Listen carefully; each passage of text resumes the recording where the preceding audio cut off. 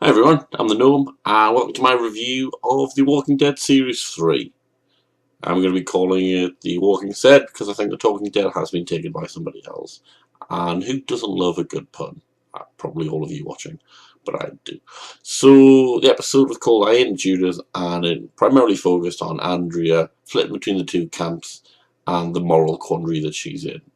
Other things that happened in the episode, we get to see the bit of the aftermath of the assault on the prison, where they're now stuck kind of in their own little bit. They find out they've not got much food. A few people want to run, a few people want to stay and fight. Everyone's wary of Merle, but seems to be a good guy, seems to be kind of on board. We also get to see Andrea disobeying the governor and then sneaking off to the prison, where she finds she isn't accepted as Merle is, which I thought was a little bit strange. And a great twist from the comic books to the TV series, we get to see Tyrese joining Team Woodbury. Was not expecting that in any way, shape, or form. It does answer the question as to where those characters left a couple of episodes ago. It looks like Rick actually had kind of chased them out of the prison, but now they've joined in with the governor. And linked with that, and I'll probably say this every week, Dave Morrissey was pretty immense as the governor. You got to see both sides of him, cold, calculating type, and then also welcoming in the new people. Lovely. It was absolutely delightful with them. That you were there, warm, welcoming, and it was just fantastically acted. And I spat everywhere. So well done, David Morrissey. You're one hell of an actor. We'll see that Rick's still a little bit crazy, seeing flashes of his wife knocking about the woods. Somebody needs to tell him she's dead. That's not her. He's going to get himself killed, fingers crossed, if he keeps sneaking out there.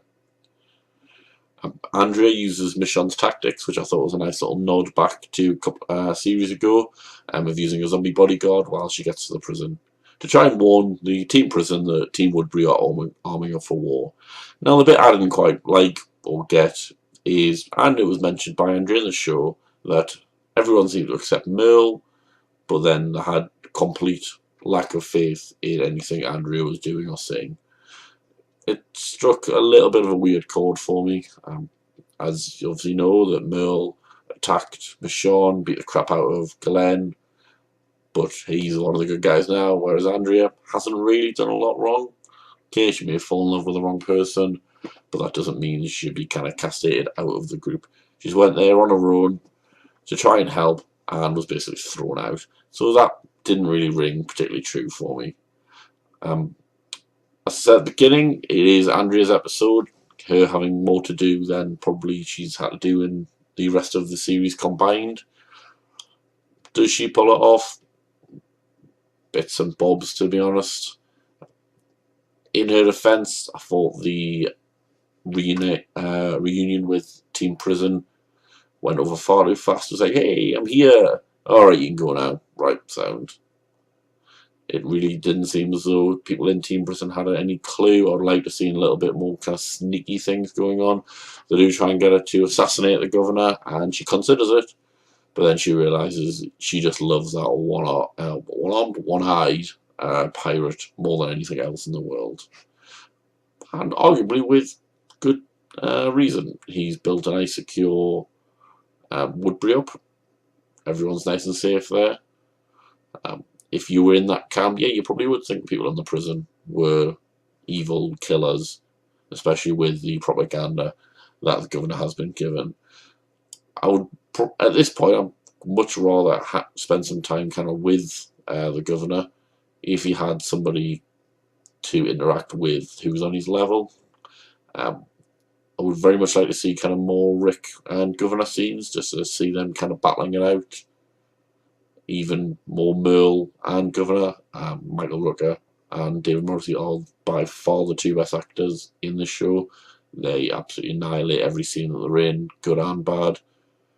So at this point, there really isn't any other characters in Woodbury. There's the nerdy guy who's just terrified of everyone. There's Andrea, and then there's the governor, and that's it. So hopefully now with Tyrese there, we've got a bit more of just a few more characters, because at the moment Woodbury is a pretty dull place, which has got lots of background actors. So now with a couple of more main characters knocking about there, hopefully it'll be more interesting. Will Andrea and Tyrese get together and discuss kind of Rick, that he's potentially the good guy, maybe then stab the governor in the back? Yeah, that's probably what I would expect to see happen. I'd hate to see Tyrese turn into one of the bad guys. That would absolutely suck. What we are building up to is an all-out war where the set of the prison, because it's quite clearly a set, is attacked by the governor. Tyrese has the information to sneak in through the back, which would be a nice little throwback to when his team first joined the show. So I think we'll get to see some conflict good that way, but I like to think Tyrese is going to turn good, save the day, and then probably get shot, because that's The Walking Dead and that's how it works. Do something good, you're going to get shot. Overall, as an episode, it's alright, kept my attention, lacked a bit of the spark from the previous episode, but it was better than the first one back from the mid-season break. So things are bubbling up quite nicely. It was more of kind of a simmer episode, just heating things up. Again, pushing people in the right direction, learning a little bit more about each other. But the sooner we get to the big epic conclusion, I think the better. We don't want to spend too much time with them apart. We don't want to end up to be another Sitting on the Farm series. We want to see these people clash, and clash quickly. The comic book, which I know I keep referring back to, is at such a fast pace compared to the TV series, you wouldn't recognise it. In the first 6 issues, we get to see Shane go mental, get killed by Carl this time, and then them leaving the Atlanta camp by, I'm sure, the 4th trade paperback is that we've had the governor and we've had the big governor fight. It whips along at a hell of a pace, and maybe it could be picked up a little bit more. I can appreciate they're trying to give their actors a bit of space to just open and chat. Some of them really aren't up to the task, which I know is maybe a bit harsh.